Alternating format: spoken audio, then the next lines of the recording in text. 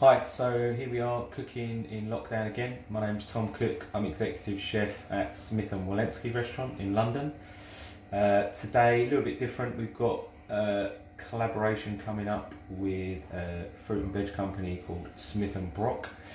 So they've sent me along some fruit and veg to play around with, and nice bit of meat, nice T-bone as well. So I'm going to cook something with that and watch this space on the collaboration. So what I'm going to do today is just cook the T-bone straight, roast it off. I'll explain a bit about that when it comes to it. We've also got some beautiful English asparagus, which is now in season, and they've given me some garlic and lemon, so that says gremolata to me, so I'll make a gremolata to go with that as well, and a nice British cauliflower as well, and we'll do a whole roasted cauliflower with some spices from my dry stores. So we'll put all that on the side for now, and we're going to start with the spiced cauliflowers. That's going to take the longest. You can do them completely whole and raw, roast them all the way in the oven if you want. Takes a very long time, so I'm not going to do it that way. I'm going to do it a little bit of a cheat, shall we say, or the slightly quicker way of to just blanch it first. So we've got some boiling water going on here, and we're getting them cooked in there first. So cauliflower's been boiling away in that salted water for about 6 minutes now. We'll give it about 8 minutes in total. In the meantime, we're going to make the spice mix we want to put on it to roast it in. I've got the oven already preheated. It's on 200 degrees Celsius. So for the marinade we're going to put on it, I've got veg oil. We're going to do 150 mils of veg oil. And then I've got some spices here. So we've got some ground coriander. I'll do like equal amounts of everything. So we'll do a teaspoon of that, teaspoon of paprika,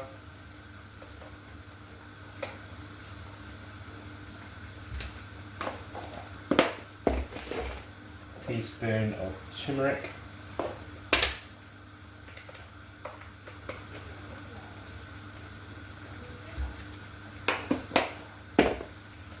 teaspoon of crushed chili,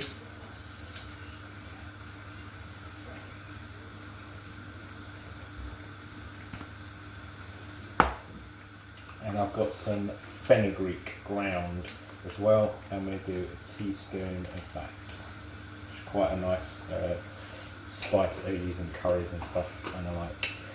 Obviously we've got salt and pepper to go in there as well, so again roughly the same amount, about a teaspoon there, and a good bit of freshly ground pepper.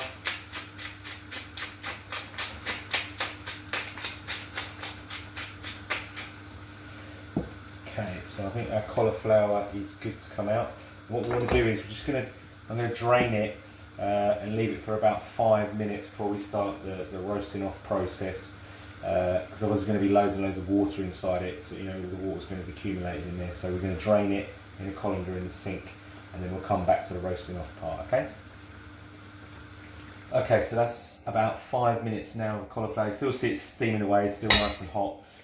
Just mix together that spice mix slightly. So now we want to put the cauliflower into that mix, okay? So it should be fine to pick it up now. It shouldn't be too hot. So 5 minutes cooling off. You really want to kind of get that cauliflower into there and marinate it slightly. Ideally you could do it overnight if you wanted, but I'm gonna eat this for my dinner tonight, so it's still going to take in that flavour. They're quite strong flavours on there, and they'll go in nicely with it as it's cooking. Alright, so got it pretty much all over the whole thing, and then I've got my pot here ready. You don't have to get that hot because it's going to go into a nice hot oven and roast off in the oven. So I'm just going to place it in there, and then pour the rest of my mixture over the top. Again, getting as much out of it as we can. And then when we're cooking it, say every kind of 10 minutes, I'll go back in there and spoon the mix back over the top, just so you get as much on it as possible, flavour going through it all the time, yeah? don't have to cover it now because it's already partly cooked, and we're going to leave it in the oven for a relatively short amount of time. It should just start to get that nice golden brown colour to it and a bit of crispness, which is what we're looking for. Okay, so put that into the oven.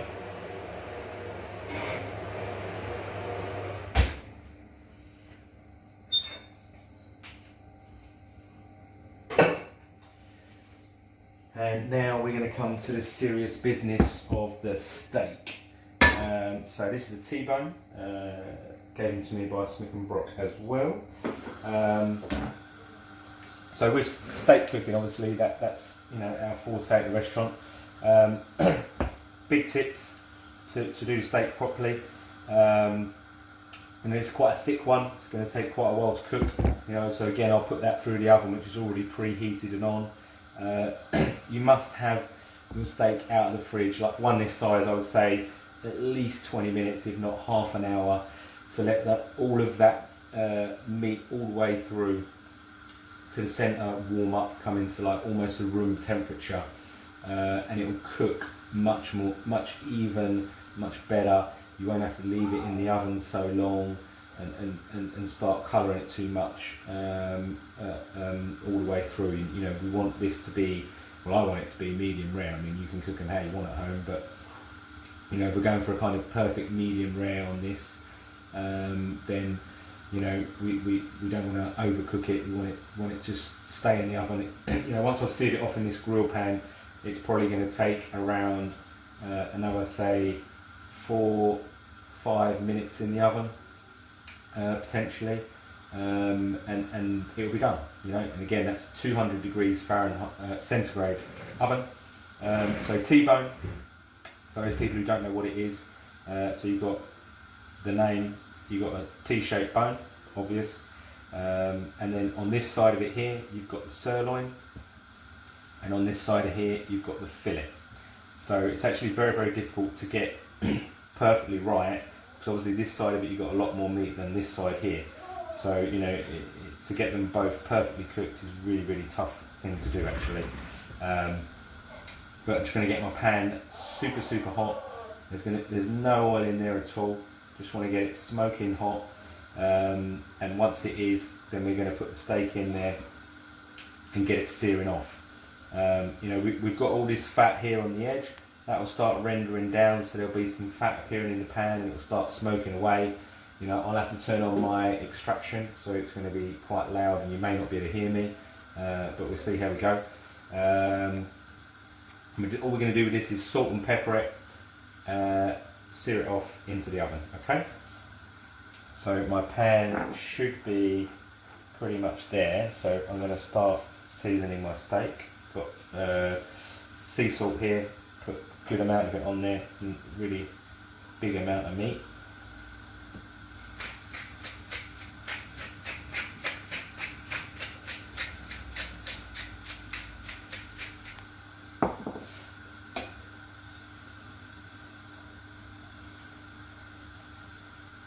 We'll just give it another minute just to get up. I can just see it smoking now. And we'll put that seasoned side down. You should be able to hear that sizzling straight away. I'm going to turn on my extraction so we don't smoke it out.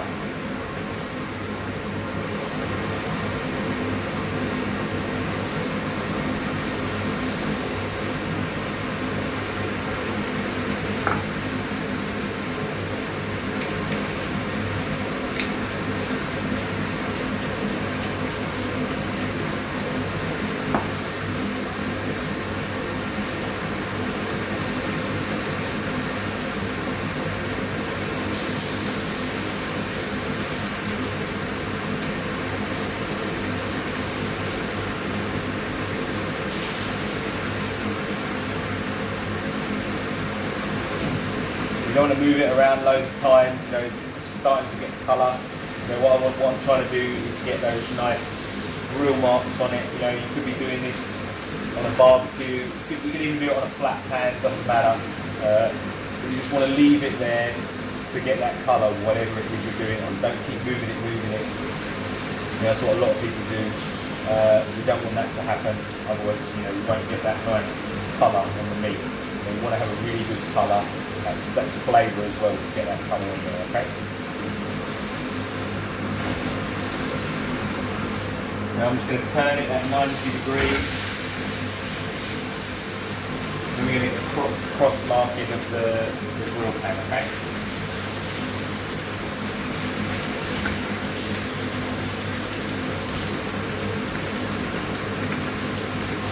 So in the meantime that's happening, I'm going to baste my cauliflower as well, take it out of the oven.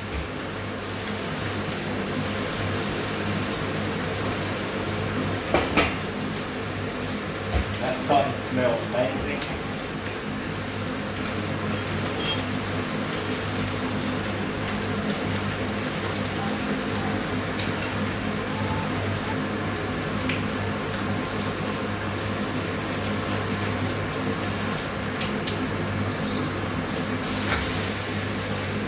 We've got a really good, nice char, nice dark colour on there, which is what we're looking for. Then we're going to do exactly the same on the other side. And then also I'm going to do it on the fat as well and start rendering down that fat, making sure there's not too much fat there and what is becomes nice and soft and roasted as well, okay? Here we go again, nice heavily charred. And I'm going to seal off this kind of fatty part as well.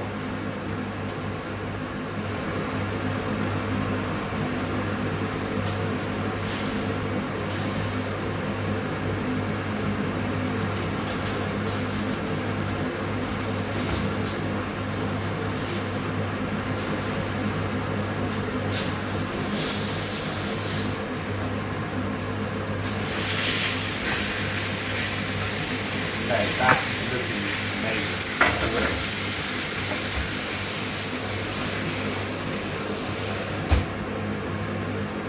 And here we go, like I say, that's probably going to take around 5-6 minutes in the oven to roast off, but I'll be checking it in 5 or 6 minutes and we'll come back then, okay? Here we are, last few things we've got to do now. So while all that other stuff's happening, I blanched the asparagus in salted boiling water, and then since then I've taken my steak out, so that's now resting. Another really important part of what we do. So you have to rest it. For a big steak like that, you want to rest it, say, we put it out in the oven 6 minutes, but we're cooking it for probably about 10 or 12 minutes with searing apart and everything at the same time, so you want to rest it the same amount of time. So another 10 minutes resting, really, really important. Lets the meat relax and the juices develop inside the steak itself. You will see some juices come out, but that's fine, that's normal, don't worry about it. And we can put it back in the pan to get it hot, or into the oven if we want to get it hot again. Just a little bit on the outside right at the very last moment. So I've already grilled some of the asparagus, so I'm just going to do the last lot now. So like I said, that's already been blanched, and then we're just going to put it into the same grill pan we've done the beef in, okay? And then we're going to make the gremolata. So for the gremolata, we've got some olive oil we're going to put in a bowl. It's just like a dressing, really, very, very simple, classic dressing. And then we've got young garlic and a beautiful Italian lemon as well. Okay. And the best thing you can do with these is to use a microplane, very super fine grater. A lot of people have them nowadays. If you haven't, try and get yourself one. They're amazing to do things like this with. Same time, I'm just keeping an eye on that asparagus that's the pan. I'm just going to flip it over so we've got nice grill marks on either side.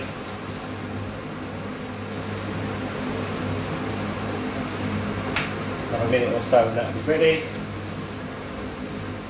And then zest the lemon. We'll do the whole thing into the olive oil.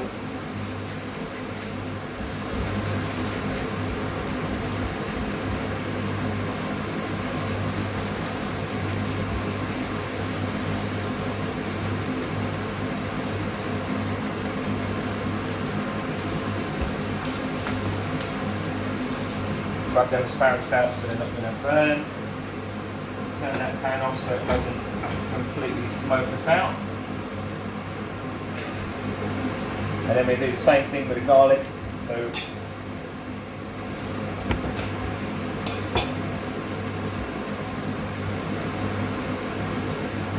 take out a few of these cloves of garlic from here. And then we're going to do the same thing, we're going to put through the microplane into the olive oil as well. So if you haven't seen this kind of garlic before, it's very, very similar to what you find in the supermarkets. It's just the ones that you like are already dried, that's all. So the same thing, I'm peeling back the leaves of it, just fresher than the one you get in the supermarket. So it's a little bit more mild in flavour, but you can use the dried ones you get from the supermarket, it's no problem at all. Alright, and I think we'll go for 3 cloves, large cloves into this. Should be enough to give us that garlic hit that we want. So again, I'm just going to do that through the microplane rather than chopping it. Nice easy way to get your garlic nice and fine into whatever it is you're going to do.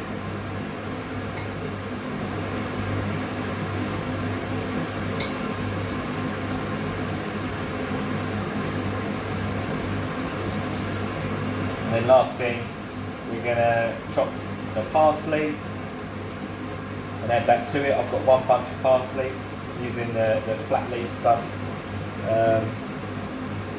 Just a slightly different flavour from the curly one.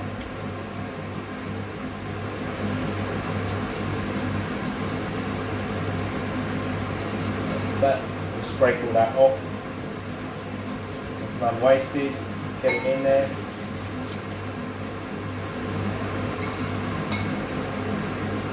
Okay.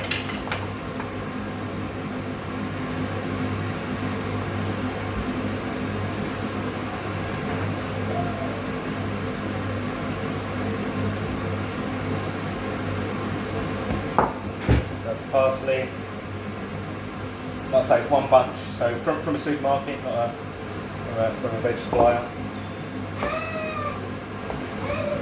Doesn't have to be super fine.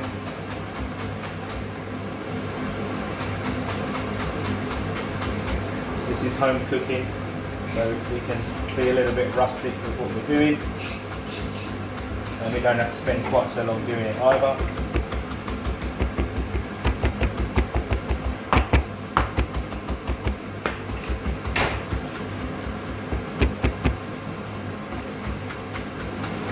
Run the knife through it a couple of times just to get rid of the super big bits, and then you can go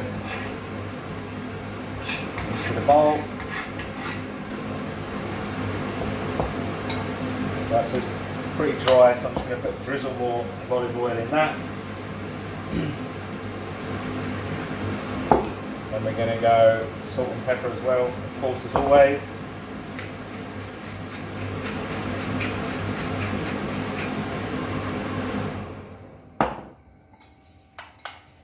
So you just want to get it to like dressing consistency. So again, a little bit more olive oil. It really just depends how big your bunch of parsley is. So I don't want to give you an amount of olive oil exactly, and then you say, oh, my dressing was too thick or my dressing was too thin, because it's about how much parsley there is in the bunch, which is never going to be exactly the same amount every time. So you just want it to kind of like a kind of, shall we say, a sloppy mixture like that, you know, nice bit of oil around all the other stuff that's in there, okay? And then the other thing we're going to do, we'll just cut the lemon a little bit, and we'll just do a little squeeze of the lemon juice in there as well, just to really give it fresh flavour and cut that fattiness of the oil, okay?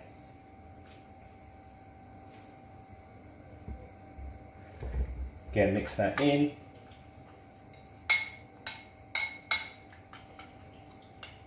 And then we'll have a little taste, see if we've seasoned it okay or not. I'd say a touch more salt for me. And then I think we're good.